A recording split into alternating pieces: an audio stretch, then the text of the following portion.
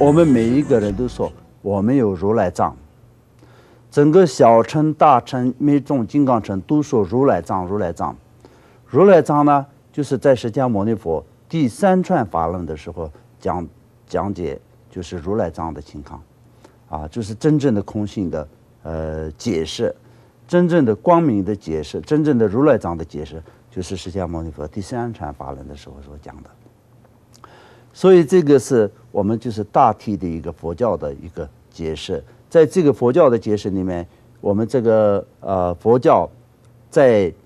什么地方，而且现在在哪里，哪些人在学习，哪些人在修持，这样讲的话，佛教当初就是2500年前在印度，在释迦牟尼佛传下来的，最后就是传到我们就是在这个小乘的部分来说到，就泰国、缅甸、斯里兰卡、巴马等地一些国家，然后还有呢，在到现在也是有印度的有些地方也是有小乘佛教，在大乘呢，就是在中国大陆以及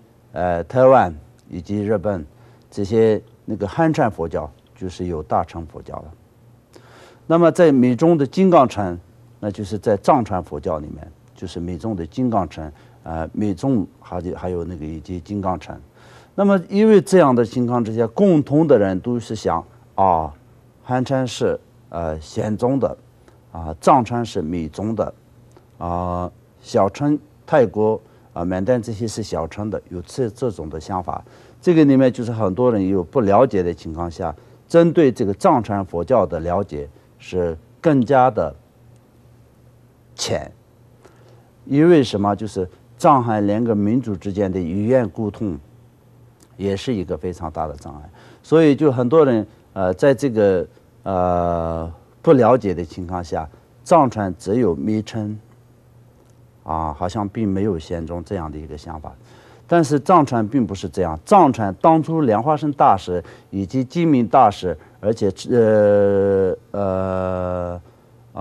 松德赞法王。这三位大师呢，就是在西藏主要的就是在成立那个佛法的主要的大师。那么寂明大师呢，所传的一切的法就是显宗的法，五部大论等等一切的论，就是在印度的那兰陀师在印度的那兰陀师所传的一切的法，就是相当那个龙树菩萨以及叶称菩萨他们所传的一切的法，都是在寂明大师在西藏所传的法，就是显宗的部分。那么在莲花生大师所传的法，就是密宗的部分。然后同样也是在寂明大师所怎么说呢，传的戒，同样也是在小乘的，在被解脱戒250个戒条，那也是在释迦牟尼佛当初在小乘的，在这个罗汉，小乘的罗汉，然后就在所定的那个戒条。然后当初释迦牟尼佛第一传法轮的时候，而且在他一定下来的这些戒条，那么就是这个就是在小乘主要是重视戒，大乘主要是重视内心的法性，而且是在入度波罗蜜而去修持成就。